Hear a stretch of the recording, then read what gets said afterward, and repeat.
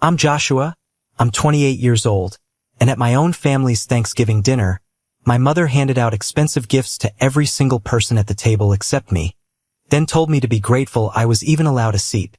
Before I tell you about the absolute legal and financial nightmare I unleashed on them exactly 1 week later, let me know where you're watching from in the comments. I always wonder how far stories like this travel.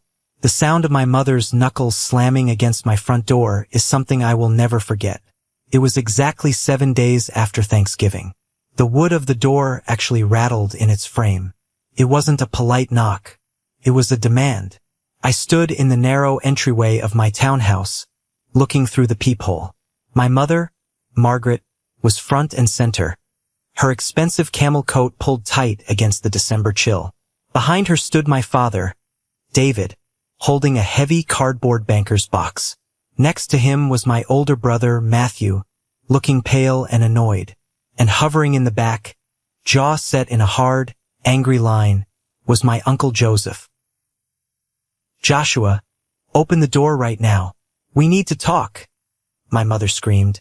Her voice was muffled by the heavy wood, but the sheer panic in it was unmistakable. I didn't open it immediately. I just stood there, my hand resting casually on the deadbolt, feeling a strange, absolute calm wash over me. For my entire life, my stomach would have been in knots. I would have swung that door open, apologizing for whatever I had supposedly done wrong. Ready to fix their mess, ready to work for free, ready to be the dependable, invisible workhorse of the family. Not today. Today, I knew exactly why they had driven 2 hours from their pristine suburban neighborhood to my place in the city. They weren't here to apologize for Thanksgiving. They were here because their entire public image, their precious charity foundation, and their financial secrets were burning to the ground, and they had just realized I was the one holding the match. To understand why I kept that door locked, you have to understand what happened at that dining room table 7 days earlier. Thanksgiving at my parents' house was always less of a family holiday and more of a theatrical production. My mother treated the dining room like a stage. The crystal was polished, the centerpieces were towering arrangements of autumn flowers, and the guest list was carefully curated to include not just family, but a few wealthy neighbors and local business owners. It was all about appearances. Dinner had finished, and the plates were being cleared. My mother stood up at the head of the table, holding a stack of beautifully wrapped boxes. I sat near the end of the table, nursing a glass of water, waiting. I had spent the last 3 weeks sleeping 4 hours a night, redesigning the entire lighting and website infrastructure for the family's annual winter charity gala. All for zero salary, as usual. I figured maybe, just maybe, I would get a token of appreciation. A card. A cheap bottle of wine. Anything. My mother walked right past my chair. The fabric of her dress brushed my shoulder. She reached for the gravy boat in the center of the table, completely ignoring me. The table went quiet. People noticed. You could hear the sudden shift in the air, the uncomfortable shuffling of chairs. Even Matthew looked up from his new cufflinks. Cleared my throat. "Mom!" She turned, holding the gravy boat, and looked down at me. Her expression didn't shift. There was no realization of a mistake. She just shrugged, a tight, patronizing smile on her face. "Oh, please, Joshua. Be grateful you can sit here." The silence stretched for a split second before my Uncle Joseph leaned back in his chair, swirling his bourbon. He let out a loud, mocking chuckle. "Yeah, kid. Be glad we still remember your name." And then the room broke open. People laughed. Actual, audible laughter from my own blood relatives and their guests. Someone down the table slapped the wood in amusement. My father just looked down at his plate, stirring his mashed potatoes, choosing silence like he always did. I didn't yell. I didn't flip the table. I didn't storm out in tears. I carefully picked up my linen napkin, folded it perfectly into a square, set it next to my plate, and looked right into my mother's eyes. "Oh," I said, my voice completely steady. "Good to know." I stood up, grabbed my coat from the hallway, and walked out the front door. Nobody followed me. Nobody called my phone. As I drove the 2 hours back to my house in the dark, the radio turned off, The silence in the car was deafening. But for the first time in 28 years, my vision was crystal clear. I finally understood the rules of the game they had been playing my whole life. And I decided right then and there that I was done playing. The next morning, I woke up early. I made a pot of black coffee and sat at my kitchen island, staring at the wall. The humiliation from the night before was still burning in my chest, but it was mixing with something else. A deep, heavy realization. This wasn't an isolated incident. The Thanksgiving dinner was just the loudest version of a quiet reality I had lived with for nearly 3 decades. In my family, there were 2 roles. You were either the showcase or you were the staff. My older brother, Matthew, was the showcase. Matthew was the golden child. When Matthew graduated high school, my parents liquidated a massive college fund to send him to a private university out of state, paying for his tuition, his rent, his car. When I graduated 2 years later, I was handed a brochure for the local community college and told I needed to take out loans because the family finances were tied up. When Matthew got a mid-level promotion at a logistics firm, a job my Uncle Joseph helped him secure, my parents threw a catered party in the backyard. When I launched my own architectural lighting design company from scratch and landed my first 6-figure commercial contract, my mother's only comment was asking if I could use my new vendor discounts to get her cheaper string lights for the patio.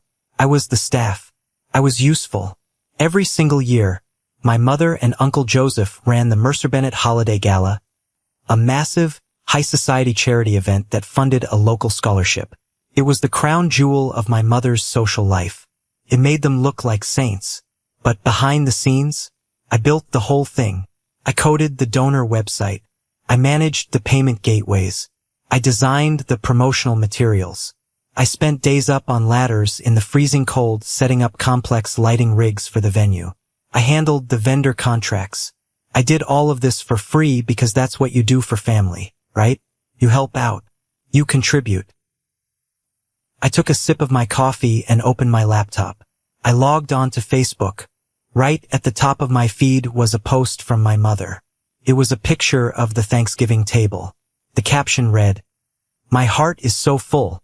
Nothing matters more than having my beautiful family home for the holidays. So blessed." I clicked on the photo. It was a beautiful shot. The turkey looked perfect. Everyone was smiling. But as my eyes scanned the edge of the frame, my stomach dropped. I wasn't in it. I hadn't just been left out of the picture. I had been intentionally cropped out. I could see a sliver of the sleeve of my sweater on the far left edge. She had specifically edited the photo to remove me from the table before posting it to her hundreds of friends. I felt a cold sweat break out on the back of my neck. I kept scrolling. 2 posts down, there was a video shared by my cousin Luke. The caption was a string of laughing emojis. I hit play. The video was shaky, taken from under the table, but the audio was crystal clear. It was the exact moment from last night. My mother's voice, "Be grateful you can sit here." Uncle Joseph's voice, "Be glad we still remember your name." The roar of laughter. And then my own quiet voice, "Good to know." Luke had posted my public humiliation for his entire friends list to see. And my mother had liked the video. I closed the laptop so hard the screen snapped against the keyboard. The air in my kitchen suddenly felt too thin to breathe. It wasn't just that they didn't value me. It was that they actively enjoyed putting me in my place. They loved the power dynamic. They loved knowing that no matter how hard they kicked me, I would always crawl back to fix their website, wire their lights, and make them look good to the town. I picked up my phone and called my best friend, Gabriel. Gabriel works as a forensic accountant for the city. He's a guy who looks at numbers and sees the truth. He's also the only person who has ever straight up told me my family was toxic. He answered on the second ring. "Hey man, how was the turkey?" I didn't say hello. I just started talking. I told him everything. The gifts, the comment, the laughter, the cropped photo, the video. I paced back and forth across my hardwood floors, my voice cracking, finally letting out the anger I had been swallowing for 28 years. Gabriel listened in complete silence until I was finished. Then he let out a long, heavy breath. "Joshua," Gabriel said, his voice dead serious, Listen to me very carefully. They don't panic when they hurt you. They only panic when they lose access to you. You are nothing but an asset to them. A free employee. An ATM for labor. You want to see how much they really love you? Turn off the machine. I stopped pacing. What do you mean? The charity event, Gabriel said. Who owns the domain name for the donor site? I do, I said. I registered it under my company's LLC. Who is the authorized signatory on the vendor contracts for the lighting, the staging, and the catering? Me. My name is on the master agreements. Who manages the payment processing gateway that collects the ticket sales? My business account. I route the funds to their charity account once a week. Gabriel let out a sharp, dark laugh. Joshua, you hold the keys to their entire kingdom. Cut them off. Withdraw your services. Legally, cleanly, and permanently. Let them see what it costs to treat you like garbage. I stared out my kitchen window at the gray morning sky. A strange, terrifying thrill ran through my veins. He was right. I had built their empire and I could take my bricks back. Gabriel, I said quietly, are you free to come over? I need help drafting an email. I'm grabbing my laptop and bringing donuts. Give me 20 minutes, he said. That was the moment the scared, desperate to be loved son died, and the man who knew his own worth woke up. I had no idea how massive the explosion was going to be, or the dark secrets I was about to uncover. I just knew I was about to strike a match. Gabriel arrived with a box of black coffee and half a dozen glazed donuts. We didn't waste time on small talk. We sat at my dining table, opened our laptops, and started dismantling my involvement in the Mercer Bennett Holiday Gala piece by piece. I drafted a formal, ice-cold email. There was no emotion in it. No mention of Thanksgiving, no mention of the video, no family drama. Just pure, undeniable business. To Margaret Bennett, Joseph Mercer, and the Charity Board of Directors. Subject: immediate withdrawal of services and assets.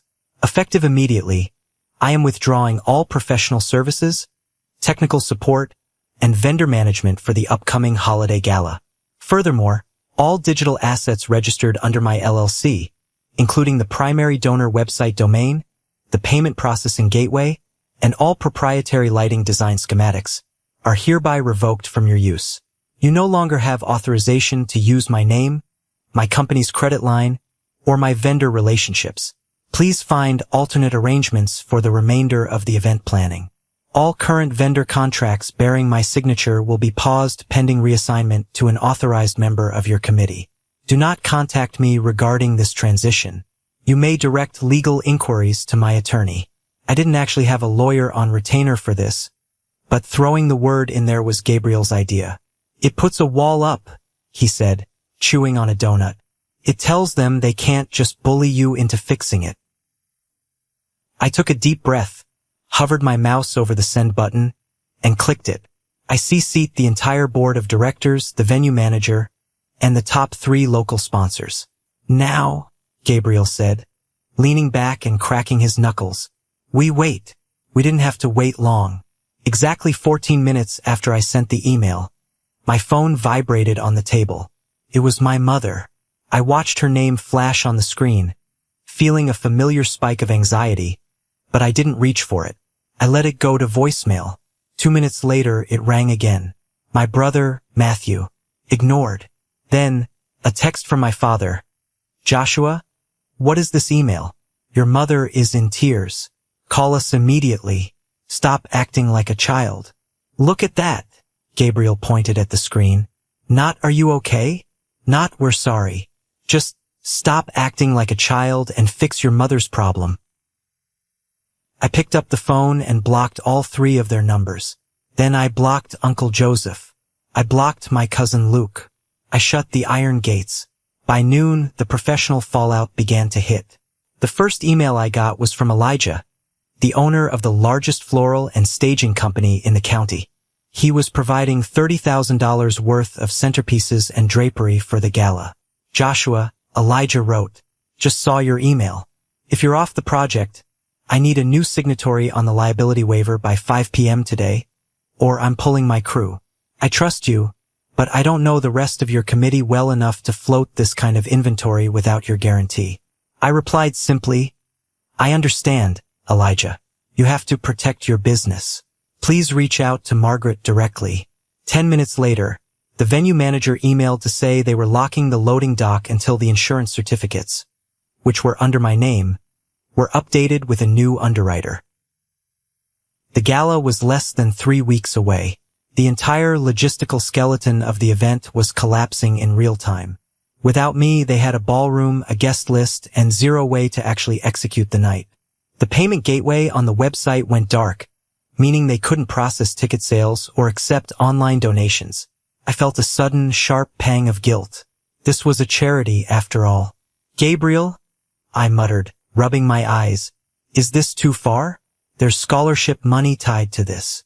Gabriel stopped typing on his laptop and looked at me. Joshua, the charity will survive. Someone else will step up. You are not responsible for carrying the moral weight of your parents' vanity project. But more importantly, he turned his laptop screen toward me. I don't think this is just about vanity. I think we have a massive problem. I frowned, leaning in to look at his screen. What is that? Since I'm here, I decided to do a quick reconciliation of the payment gateway logs before you permanently shut it down, Gabriel said, his voice dropping an octave. You've been routing the gross ticket sales directly to the charity's main operating account, right? And Uncle Joseph manages the expense disbursements. Yeah. He approves the vendor invoices and writes the checks from the charity account. Okay, Gabriel said, pointing to a spreadsheet he had generated. I cross-referenced the vendor invoices you have saved in your cloud drive with the expense withdrawals Joseph has been logging in the shared admin portal. He highlighted 3 rows in bright yellow. Look at this. Joseph logged a payment of $8,500 for premium staging equipment last month. But the invoice you have from the staging company is only for $4,000. Where did the other $4,500 go? My stomach turned to ice. Maybe it's a typo? Once is a typo, Gabriel said grimly. I found 5 of these discrepancies. Inflated invoice logs. The money is being withdrawn from the charity account, but it's not going to the vendors. And look at this. He clicked to another tab. This is a ledger of donor hospitality. Expenses approved by your mother. I stared at the screen. There were charges for a luxury spa resort 3 towns over. Charges for high-end boutique clothing stores. A $2,000 charge at a Michelin star restaurant. She told me those were dinners to court high-net-worth donors. I whispered, feeling the blood drain from my face. Did the donors get massages and Prada bags too? Gabriel asked softly. My mother and my uncle weren't just using me for free labor. They were actively siphoning money from a scholarship charity to fund their lifestyle, and they were using my clean, perfectly organized website and vendor system as the front to make it look legitimate. If the IRS or a state auditor ever came knocking, my name was all over the foundational paperwork. The humiliation of Thanksgiving was instantly replaced by a blinding, white-hot rage. I wasn't just the unloved son. I was the patsy. Gabriel, I said, my voice shaking with fury. Print everything. Every single receipt. Every log. Every email. What are you going to do? He asked, already hitting the print command. I'm going to burn it to the ground, I said. The next 3 days were a masterclass in psychological warfare, and I was holding the high ground. My family realized quickly that their phone calls weren't getting through. The digital wall I had built around myself was impenetrable. So they changed tactics. They started using flying monkeys. On Tuesday, I received an email from an aunt who hadn't spoken to me in 4 years, telling me I was breaking my mother's heart and needed to apologize for my tantrum. On Wednesday, a family friend left a voicemail on my business line, heavily implying that my reputation in the city would be ruined if I abandoned a charity event right before Christmas. I didn't engage. I didn't defend myself. I let them talk to the void. Meanwhile, inside my apartment, Gabriel and I were building an airtight case. We spent hours organizing the printed documents into a thick binder. Every inflated invoice from Uncle Joseph. every fraudulent hospitality charge from my mother. And then, I found the final nail in the coffin. I was digging through an old shared drive looking for a specific contract when I stumbled across a folder labeled Joseph, Pitch Deck 2024. I opened it. It was a presentation Uncle Joseph had given to a group of corporate sponsors to secure a massive $50,000 grant for the gala. Slide 4 was titled, Our Visionary Design. I clicked on it and felt the breath leave my lungs. It was my rendering. A complex, highly technical 3D architectural lighting schematic I had designed specifically for the venue's vaulted ceilings. It had taken me 60 hours to build. I had showed it to my mother months ago. Right below my design, in bold letters, it said, Conceptualized and engineered by Joseph Mercer. He had stolen my work. He had presented my intellectual property to corporate sponsors to secure funding, claiming he was the genius behind it. And in the speaker notes section at the bottom of the slide, there was a typed memo from my mother to Joseph. Make sure not to bring up Joshua's involvement during the pitch. The board likes seeing the senior family members leading the creative. They hadn't just forgotten me at Thanksgiving. They had methodically erased me. They stole my talent, slapped their names on it, and then laughed in my face when I expected a basic thank you gift. I remembered the time Uncle Joseph went through his bitter divorce a few years ago. He had complained loudly at every family gathering that his ex-wife had taken him to the cleaners, that he was strapped for cash, that he deserved better. I guess stealing from a charity and stealing his nephew's work was his way of making himself whole. I grabbed my phone and found the number for Christopher, the chairman of the charity's board of directors. Christopher was a retired judge. He was old money, strict, and incredibly protective of the foundation's reputation. He was the one person my mother and uncle actually feared. I dialed the number. He picked up on the third ring. Joshua, Christopher said, his voice grave. I'm glad you called. The committee is in chaos. Your mother tells me you're having a mental health crisis and needed to step away abruptly. What is going on? A mental health crisis. Of course, that was her spin. She was telling the board I was crazy to cover her tracks. I gripped the edge of my kitchen counter so hard my knuckles turned white. Christopher, I am perfectly sane. I stepped away because I uncovered severe financial and ethical irregularities in the gala's management. As the person whose name is on the vendor contracts, I had to immediately protect myself from liability. There was a long silence on the other end of the line. The kind of silence that happens right before an earthquake. Irregularities, Christopher repeated. It wasn't a question. Yes, I said. Inflated vendor invoices, charity funds being used for personal luxury expenses, and the theft of my intellectual property to secure corporate sponsorships. Do you have proof, Joshua? These are massive allegations against your own family. I have a binder full of it, I said smoothly. Digital logs, receipts, internal memos. I am scanning it right now. I will email you the encrypted file in 10 minutes. I strongly advise you to hire an independent forensic auditor before another dollar moves through that account. Send it, Christopher said, his voice suddenly sounding very cold and very professional. If what you say is true, Joshua, I am very sorry. Don't be sorry for me, Christopher. I'm finally out. I hung up the phone. I scanned the documents, attached them to a secure email, and sent them to Christopher. The deed was done. The missile had left the silo. There was no stopping it now. I spent the rest of Thursday and Friday catching up on my actual paying clients. I felt a strange sense of peace. The anxiety that had plagued me my whole life was completely gone. I had cut out the rot. But I knew my family. I knew they wouldn't just accept defeat. When manipulators lose control of the narrative, they escalate. They show up in person. They try to use physical presence and intimidation to force you back into submission. So, when Saturday afternoon rolled around, and the aggressive, rattling knock shook my front door, I wasn't surprised. I didn't panic. I knew exactly who it was, and I knew exactly what they wanted. I looked through the peephole, saw the four of them standing on my porch like an angry mob, and took a deep breath. It was time for the final act. Joshua, Open the door right now. We need to talk. My mother screamed again.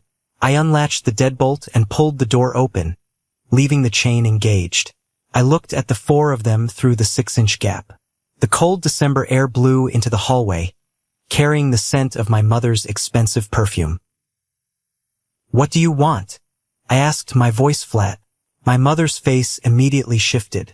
The anger vanished, replaced by a mask of desperate, maternal concern. Oh, sweetheart, please take the chain off. We're freezing out here. We just want to talk. This whole thing has gotten completely out of hand. Talk about what? Thanksgiving? I asked. Uncle Joseph pushed his way to the front, leaning close to the gap in the door. Cut the crap, Joshua. You're throwing a tantrum over a joke, and you're ruining a charity event. People are asking questions. You're embarrassing the family. I'm embarrassing the family? I raised an eyebrow. Interesting. My father held up the heavy banker's box. He looked exhausted, the bags under his eyes dark and heavy. Josh, please. Elijah pulled his floral crew. The venue is threatening to cancel our date. We just need you to sign these transition forms and authorize the vendor payments. It's an administrative mess. We can deal with the family stuff later, but you can't punish the scholarship fund. Fix the public mess first. Feel your feelings later. That was my father's motto. I unhooked the chain and swung the door wide open. I didn't step back to invite them into the living room. I stood squarely in the entryway, blocking their path. Put the box down, Dad, I said. He looked confused but set the heavy box on the small console table in the hall. My mother tried to step past me, reaching out to touch my arm. Joshua, if you just sign the papers, we can get everything back on track. We'll even buy you a nice Christmas gift to make up for last week. Okay? I pulled my arm back, stepping out of her reach. My jaw tightened, a hard knot forming in my cheek. You're offering to buy my compliance with a Christmas gift? After you stole my designs, Uncle Joseph. The hallway went dead silent. Uncle Joseph's face turned a mottled, ugly shade of red. He opened his mouth, but no words came out. My brother Matthew, who had been silent up until now, frowned. What are you talking about, Josh? Stole designs. Stay out of this, Matthew, Joseph snapped, finding his voice. He turned to me, his eyes narrowing. You're delusional. I conceptualized that lighting rig. You just drafted it. You presented my work to corporate sponsors and specifically told them not to mention my name, I said, my voice rising, ringing off the walls of the narrow hallway. And you, Mom, the spa weekends? The Michelin-star dinners? Using donor hospitality funds to pay for your luxury lifestyle while I was up on ladders at 2 a.m. working for free.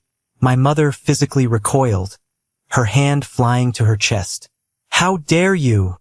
She gasped, her voice trembling with manufactured outrage. Those were legitimate networking expenses. You don't know the first thing about running a foundation. You're just a bitter, jealous boy because Matthew got a promotion and you're still playing with wires. There it was, the real Margaret, the venom she usually kept hidden behind a polite smile. My father looked nervously between us. Joshua, listen, there were some accounting errors. Joseph made some mistakes with the invoices. We're sorting it out. But if you don't sign these papers today, the vendors won't work, and the gala is canceled. Do you really want to be the reason those kids don't get their college scholarships? He was trying to weaponize my guilt. It was a classic move. I looked at the banker's box. I knew exactly what was inside. Backdated invoices, cleaned up ledgers, a non-disclosure agreement disguised as a transition document. They wanted me to sign off on their mess, effectively making me legally complicit in their fraud, so they could sweep it under the rug and save their reputations. I looked up at my father, then at my mother, and finally at Uncle Joseph. I felt a smile touch the corners of my mouth. It wasn't a happy smile. It was the smile of a man who held all the cards. I'm not signing anything in that box, I said slowly, clearly emphasizing every word.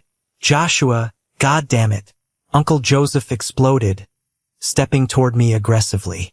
You will sign those papers, or I swear to God I will ruin your little business. I know people in this town. You don't have to ruin anything, Joseph, I replied, my voice dropping to a deadly calm. Because you're already ruined. The confusion on their faces was palpable.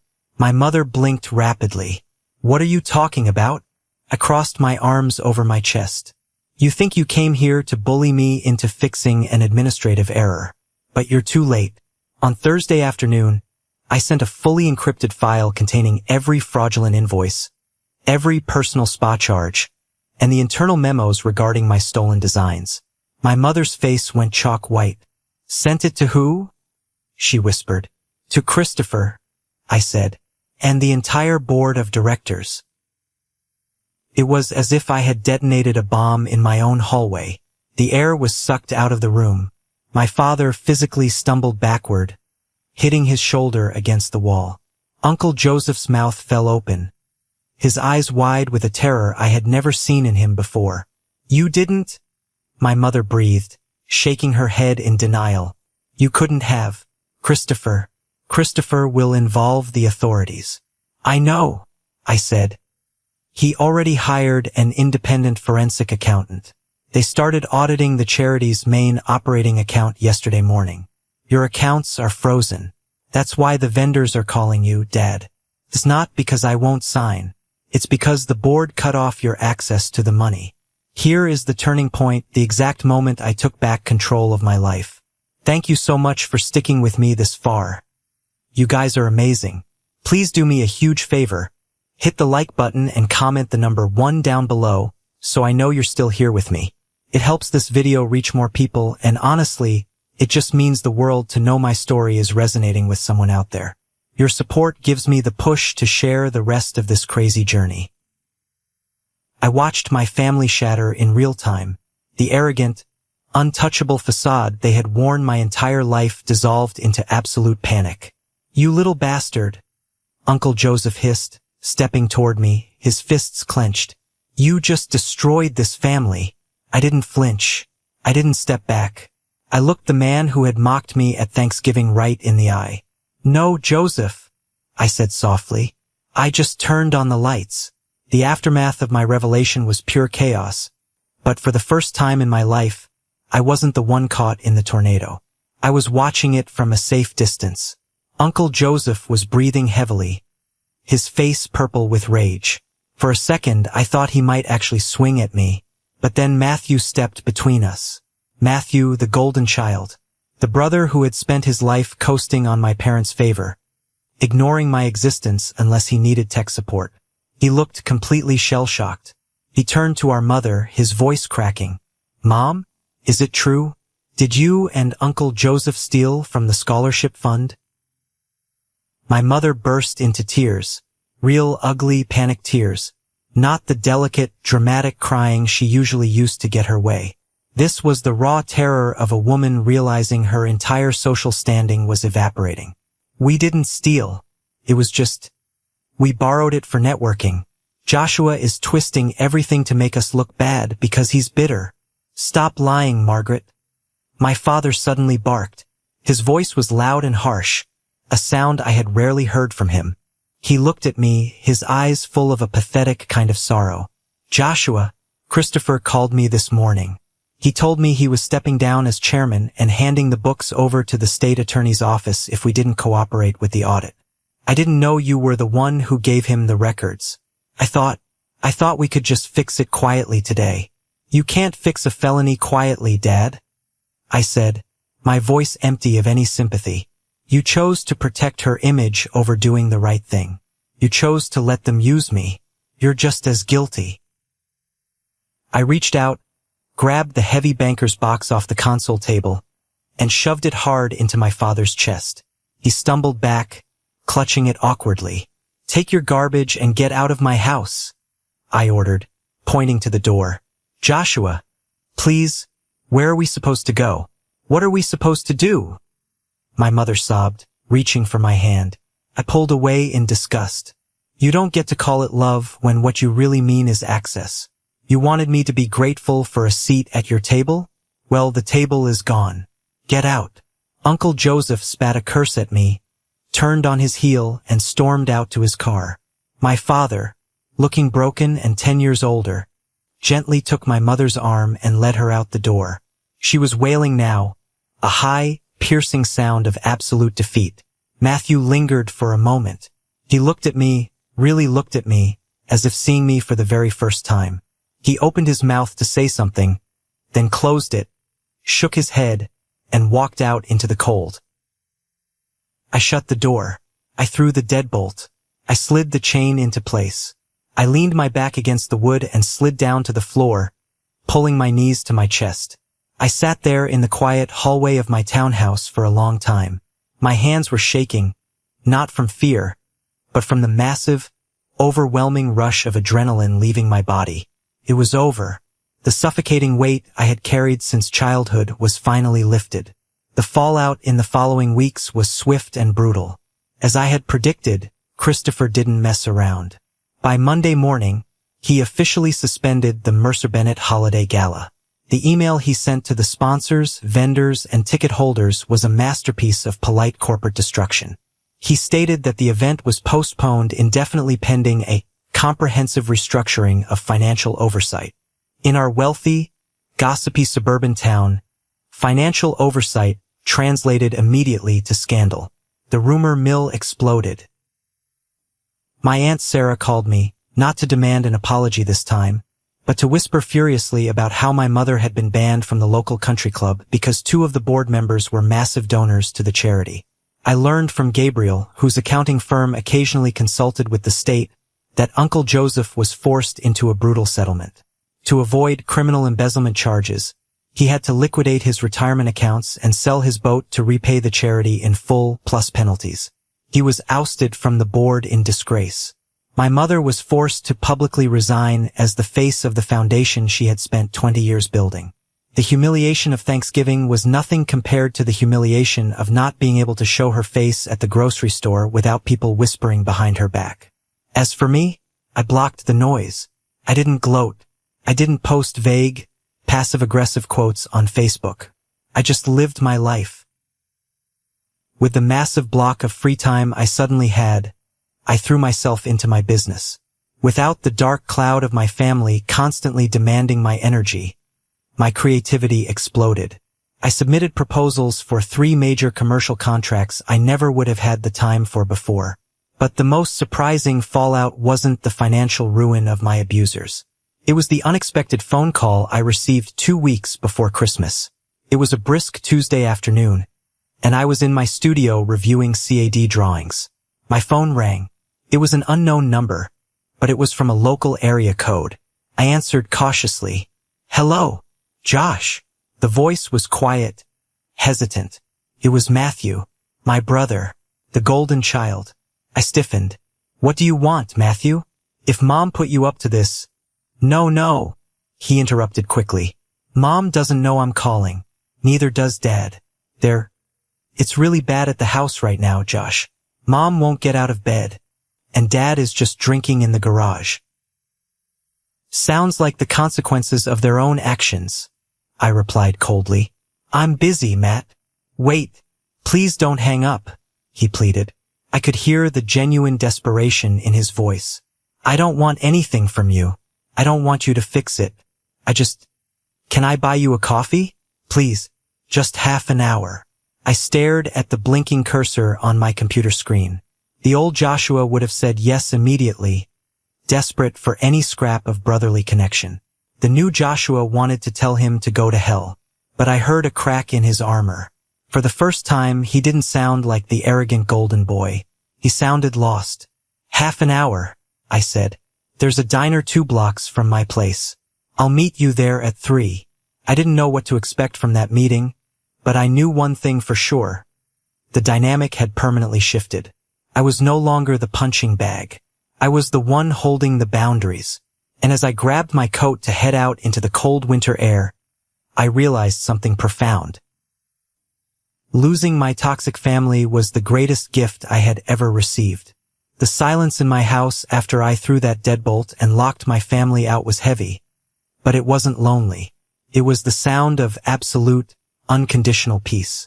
But the peace inside my walls was a sharp, dramatic contrast to the absolute hurricane ripping through my family's lives in the wealthy suburbs over the next few weeks.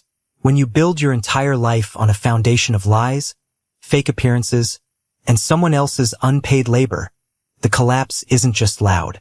It is total. Gabriel came over a few days later with a six-pack of beer and a stack of printed updates. Because his forensic accounting firm occasionally consulted with the state agencies, he had a front-row seat to the financial bloodbath my Uncle Joseph was currently drowning in. We sat on my living room rug, clinking our bottles together. "It is a massacre, Joshua," Gabriel said, shaking his head, though there was a distinct smirk on his face. Christopher did not mess around. The charity board handed all the financial logs over to the state attorney's office. Joseph hired a high-priced defense lawyer to try and keep himself out of prison, but the paper trail you saved is airtight. He is being charged with felony embezzlement. I took a sip of my beer, feeling the cold liquid wash down my throat. Does he have the money to pay it back?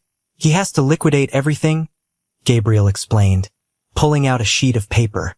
His retirement accounts, his stock portfolio.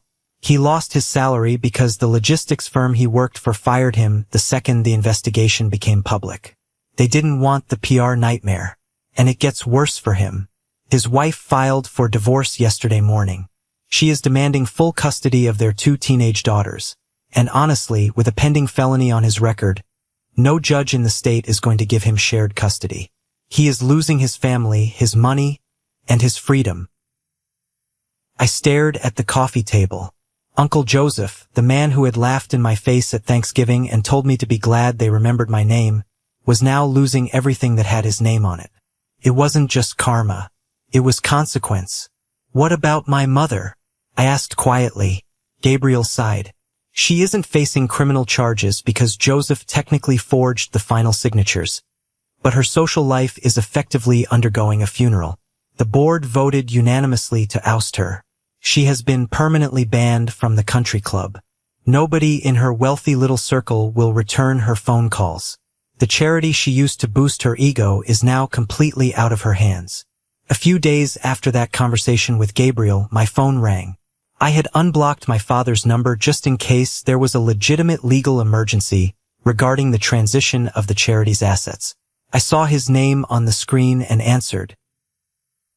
"Joshua." My father's voice came through the speaker. He sounded frail. He sounded like an old man who had finally been defeated by his own cowardice. "What is it, Dad?" I asked, my voice flat. I wanted to see how you were doing," he stammered. "The house is unbearable right now. Your mother won't get out of bed. The community is treating us like pariahs. I had to go to the grocery store 2 towns over just to avoid people staring at me." "Sounds inconvenient," I said. "Is there a reason you are calling?" He let out a long, shaky breath. "I should have stopped her, Joshua. I should have stopped Joseph. I saw what they were doing to you with that event, all the free work they demanded. I knew it wasn't right. But your mother, you know how she gets. It was just easier to keep the peace." "Easier for you," I corrected him sharply. "You bought your peace by selling me out. You watched them humiliate me at Thanksgiving and you stared at your mashed potatoes. You brought a box of fraudulent papers to my house and tried to guilt-trip me into committing a crime to save her reputation. You don't get to play the victim now, Dad." "I know," he whispered. "I know." I hung up the phone. Apologies that only arrive after the public collapse of a lie are not worthless, but they are not enough to rebuild a bridge. The most shocking development, however, came exactly 2 weeks before Christmas. It was a freezing Tuesday afternoon. The sky was the color of wet concrete. I was sitting at my drafting table, working on a new lighting schematic for a local restaurant, when my cell phone vibrated. It was an unknown number. I answered cautiously. "Josh." The voice was quiet, hesitant, almost unrecognizable. It was Matthew, my older brother, the golden child, the one who received the velvet jewelry box while I got ignored. My spine stiffened. "What do you want, Matthew? If Mom put you up to this, you can save your breath. I'm not fixing her mess." "No," Matthew interrupted quickly. The panic in his voice was real. Mom doesn't know I'm calling you. Neither does Dad. They are barely speaking to each other. Josh, please don't hang up. I don't want anything from you. I need to talk to you. Can I buy you a cup of coffee? Just 30 minutes. Please. I stared at the blinking cursor on my computer screen. The old Joshua would have said yes immediately, desperate for any scrap of brotherly connection, eager to please the family's favorite son. The new Joshua wanted to tell him to go to hell and block the number. But there was a crack in his armor. For the first time in his entire life, Matthew didn't sound like the arrogant, untouchable golden boy. He sounded completely lost. 30 minutes, I said. There is a diner 2 blocks from my place. I will meet you there at 3 o'clock. I arrived at the diner 10 minutes early. It was a greasy spoon off the interstate, smelling of fried bacon and old coffee. I chose a corner booth facing the door. I wanted to observe him before he saw me. Exactly at 3 o'clock, the door jingled. Matthew walked in. My brother always looked like he had just stepped out of a catalog. Custom suits, expensive watches, perfect hair. Today he looked like a ghost. His shoulders were slumped. His expensive wool coat looked rumpled, and he had dark, heavy bags under his eyes. He spotted me, walked over slowly, and slid into the vinyl booth across from me. He didn't take off his coat. He just stared at his hands resting on the sticky table. "Thanks for coming, Josh," he said softly. I didn't offer a polite smile. I flagged down the waitress, ordered 2 black coffees, and waited until she walked away. "You have 30 minutes, Matthew. Start talking." He swallowed hard, his Adam's apple bobbing. "I had a massive screaming match with Mom yesterday. After you kicked us out of your house, things at home went nuclear. Uncle Joseph's lawyer is trying to throw Mom under the bus to reduce his own sentence. They are turning on each other. It's disgusting." I took a slow sip of my ice water. "There is no honor among thieves, Matt. What does this have to do with me?" Matthew looked up, and for the first time in my 28 years of existence, I saw genuine tears welling up in my older brother's eyes. "I am so sorry, Josh," he whispered, his voice cracking. "I am so incredibly sorry." I raised an eyebrow. "Sorry for what? You didn't forge the invoices. You didn't steal the charity money." "No," he said, shaking his head.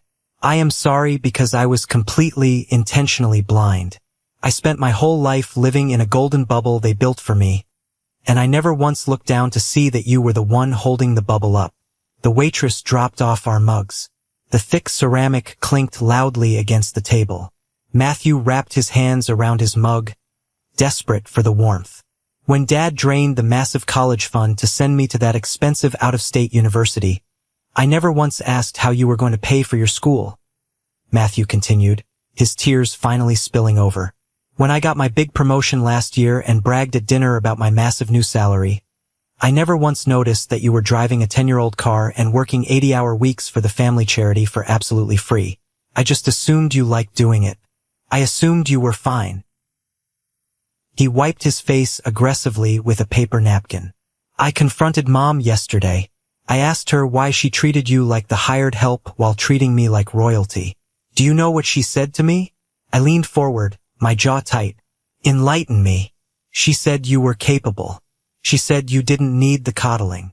Matthew let out a bitter, ugly laugh. "But then she slipped up, Josh. She admitted she intentionally kept you busy. She intentionally isolated you so you wouldn't ask me for a loan or try to ride my coattails. She starved you of affection so you would keep working for her approval. She didn't raise you, Josh. She managed you, and she used me as the bait." A cold, heavy knot in my stomach finally unspooled. Hearing it out loud, validated by the golden child himself, was a surreal, out-of-body experience. I didn't feel angry anymore. I just felt a profound sense of pity for the woman who birthed us. "I thought her favoritism just meant I was deeply loved," Matthew whispered. "I didn't realize my entire comfort, my whole life, was built on your exclusion. I didn't know." I looked at my older brother. For nearly 3 decades, I had deeply resented him. But looking at him right now, broken, humiliated, and stripped of his ego, I saw another victim of Margaret's manipulation. He was pampered, yes, but he was also used as a prop. A shiny trophy to show off to the country club, designed to make the family look perfect. Ignorance is a luxury, Matthew, I said evenly, keeping my voice steady. You benefited from a highly corrupt system. You enjoyed the view from the top while I was in the basement. But you are sitting here now owning it. You are looking at the ugly truth instead of running from it. That counts for something. He looked at me with a desperate kind of hope. Are you ever going to talk to them again? No, I answered immediately. Uncle Joseph's financial ruin and his divorce are his own problems. Mom and Dad losing their social standing and dealing with the fallout of their fake charity is their own problem. I am done setting myself on fire to keep them warm. What about me? He asked, his voice barely above a whisper. I looked out the diner window at the gray sky. Cars were rushing past on the highway, people moving on with their lives. I don't hate you, Matt, I said honestly, but we don't really have a relationship. We share DNA, but we don't actually know each other. I am willing to try and build something new, slowly, but the minute you try to act as a peacekeeper for them, or try to drag me back into their drama, I am blocking your number 2. Matthew nodded vigorously, relief flooding his face. Deal. Absolutely. No talking about them. Just us. We sat there for the rest of the hour drinking awful diner coffee. We talked about sports. We talked about my architectural designs. We talked about his job. It was stilted. It was a little awkward, but it was the most honest, authentic conversation we had ever had in our entire lives. It was the beginning of a real brotherhood, built on truth instead of family politics. By the time Christmas finally arrived, my life was completely unrecognizable. And I mean that in the absolute best, most liberating way possible. I spent Christmas Eve in my townhouse. The dining table wasn't set with fine china, and there were no towering centerpieces. We ate off mismatched plates. Gabriel came over with his wife, bringing 2 massive trays of homemade baked ziti. My friend Sarah from the design firm brought 3 bottles of cheap wine. We played board games on the floor, laughing so hard my ribs actually ached. There was no tension in the room. There were no hidden agendas. No one was keeping score of who bought the most expensive gift. Nobody was handing out velvet boxes to favorites and ignoring the rest. It was just pure, uncomplicated, genuine joy. I looked around at the people sitting in my living room and realized that family isn't determined by blood. Family is determined by respect. The professional vindication I had been working for my whole life came a week later, right after the new year. I received an unexpected phone call from Christopher, the former chairman of the charity board. He asked me to meet him at a high-end architectural firm in the center of the city. When I arrived, he led me into a massive corner office and introduced me to Nathan, the CEO of a major commercial real estate development company. Nathan also happened to be one of the heaviest hitters on the charity board. Joshua, Nathan said, standing up and shaking my hand with a firm, solid grip. Christopher showed me the encrypted file you sent him before the gala collapsed. I went through the documents. I saw your original 3D lighting schematics for the vaulted ceilings. I stood tall, keeping my posture straight. Yes, sir. Joseph Mercer tried to pass those designs off as his own, Nathan continued, his eyes locked on mine. He pitched them to my company to secure a grant. But any idiot with half a brain could see the technical brilliance belonged to a real, trained engineer, not a logistics manager. The board was furious about the financial embezzlement, Joshua. But as a businessman, I was absolutely furious about the stolen talent. Nathan walked around his mahogany desk and leaned against it. I value integrity. You walked away from your own family's project, you walked away from the social pressure, all to protect your name and the truth. That takes serious guts. And your designs are flawless.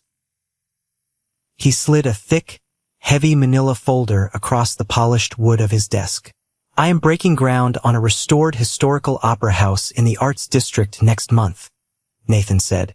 It is a multi-million-dollar preservation project. The lighting architecture is the most crucial part of the entire build. I want you as the lead lighting architect.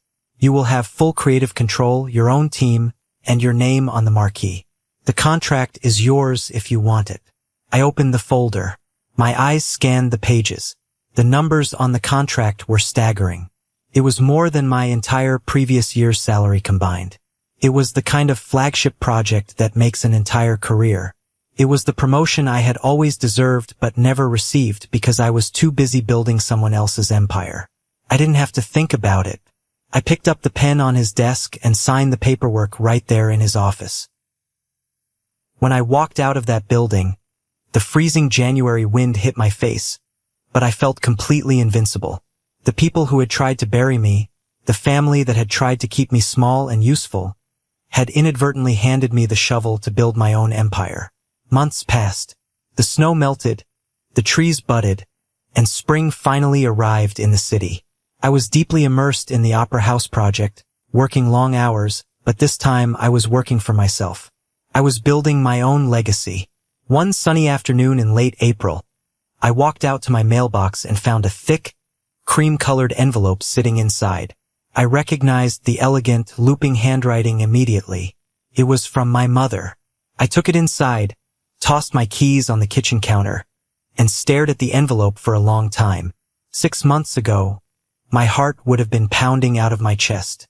I would have ripped it open, desperate to read whatever scraps of validation or love she might have finally thrown my way. Now, my heart rate didn't even spike. My hands didn't shake. I opened it calmly with a letter opener. It was a 4-page handwritten letter. There were no demands in it.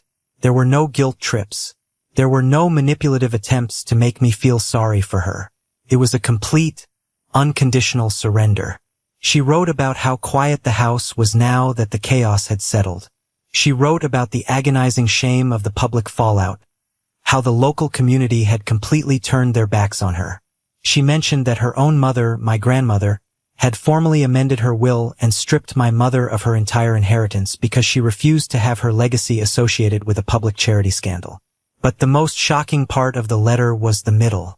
"I loved the applause, Joshua," she wrote, the ink slightly smudged on the paper. "I loved the applause of those galas more than I loved being an honest mother. I loved the image of our family more than the reality of it. I used you because it was easy. I used you because you never fought back, and because you were so desperate for my love, I knew you would do whatever I asked. I destroyed my relationship with my own son for the sake of a country club membership." She didn't ask for forgiveness. She ended the letter by saying she understood if I never trusted her again, but she just wanted me to know that she was finally seeing the ugly truth in the mirror.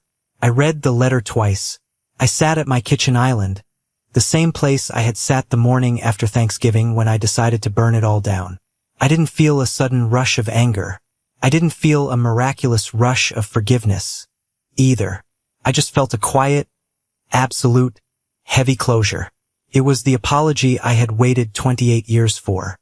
It was the validation I had craved my entire life.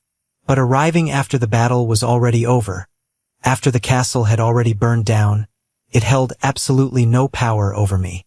I folded the letter neatly, walked into my home office, placed it in the bottom drawer of my desk, and shut it. I didn't write back. I didn't call her. Some doors, once closed, are meant to stay closed forever. Boundaries are not meant to be temporary punishments. They are meant to be permanent protection. My mother lost her flawless image and her inheritance. My father lost the comfortable illusion of his own innocence. Uncle Joseph lost his reputation, his marriage, and his wealth. And me? I lost something too. I lost the desperate, pathetic childhood hope that if I just worked hard enough, if I just kept my mouth shut and fixed everyone's problems, I could earn love from people who were entirely committed to misunderstanding me. And that loss, strangely enough, was the key that gave me my entire life back. Looking back at everything that happened, from that humiliating Thanksgiving dinner to the explosive confrontation in my hallway, there is a profound, non-negotiable lesson I want to share with all of you today. Being the dependable one in a broken, toxic family can feel like a noble sacrifice.